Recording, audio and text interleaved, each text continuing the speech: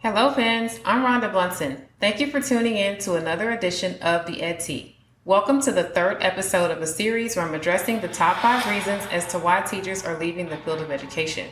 If you haven't already, I'd like to encourage you to listen to the first 2 episodes of this series to fully understand how the 5 topics that I'm addressing contributes to the overall reason behind the teacher shortage. In this episode, I'll address one of the most concealed complaints that teachers have, and that is poor administration and leadership. There are so many definitions of leadership that it is really difficult to hone in on just one. However, for the sake of this episode, I want to quickly reference 2 leadership quotes that are the perfect fit for this topic. John Quincy Adams once said, "If your actions inspire others to dream more, learn more, do more, and become more, you are a leader."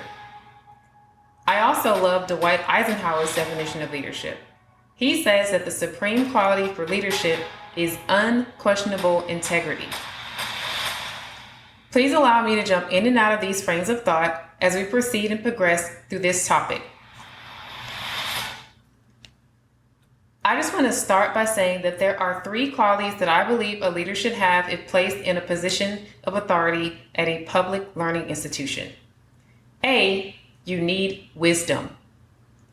B, you need integrity. And C, you are expected to be a role model and to demonstrate what you expect others to do. In this case, the people that you are leading. The primary focus of this topic is to address the most common complaints that teachers have with regards to leadership. Now, many people in education believe that holding the credentials and certifications to be a principal makes you a great leader. But this phenomenon has proven in many cases to be very false. Throughout my career, I have collaborated with many teachers, peers, parents, and other stakeholders to discuss personal accounts that have led to one truth: principals that lack wisdom. So let me give you 3 examples of what principals do when they lack wisdom. They may do something like place a new teacher in the wrong role. It may be the wrong grade level, the wrong content, or with the wrong group of kids. They generally don't address complaints that many teachers have at a school. They're not mature or wise enough to accept correction or constructive criticism. And most importantly, they cannot discern or see problematic situations or conditions before they occur. So now I want to address principals who lack integrity. These people do very shady things. Shady things such as falsely reporting a teacher's performance as poor because of their personal dislike for them. Showing favoritism or failing to be fair and just to all staff. They lie about growing or helping the teacher. One of the roles of a principal is to help or grow the teacher by providing them resources and other effective strategies to improve instructional delivery or the classroom culture. There are principals that I've come into contact with who have did a walk through my classroom, provided me with false feedback, came back 4 weeks later, and all of a sudden they will say something like, "Oh wow, you've really improved." But in actuality, you were amazing 4 weeks ago. But it would have made them look as though they weren't helping or supporting you. So they had to tell a little fib to make it look like you made improvements based on their feedback. But the truth is, you really didn't. In fact, your performance was the same both times. And finally, I want to address poor examples of leadership. Okay. If a principal has an unprofessional demeanor. They are a poor example of leadership.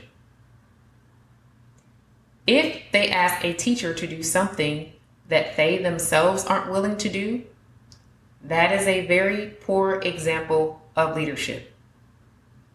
If they cannot maintain a positive or open door school culture, they may very well be a poor example of leadership.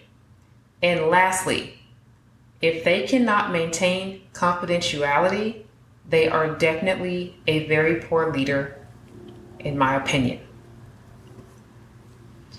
As a disclaimer, I just want to say that everyone has their own belief about what they believe leadership is, and I certainly want you to know that I have embedded many of my opinions in this topic based on my own experiences. And I'm saying this to say that if you feel differently or have opposing views, I respect your opinions and I hope you can respect mine.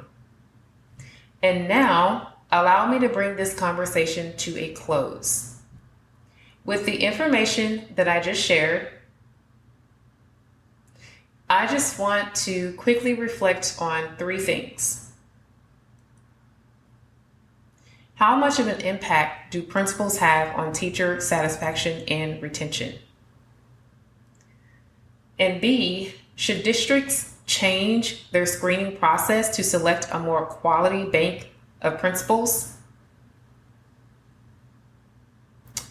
Finally, should districts be concerned if a large pack of teachers leave a school if there's no other external or internal factors impacting their decision other than leadership? I want to thank all of you for tuning in to the third episode in this series, and I look forward to you joining me again in the next episode, where I will discuss the fourth reason as to why teachers are leaving the field of education: school safety.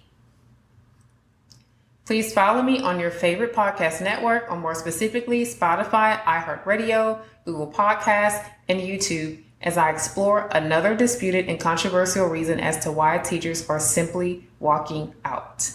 I can't wait to meet you there to spill the tea.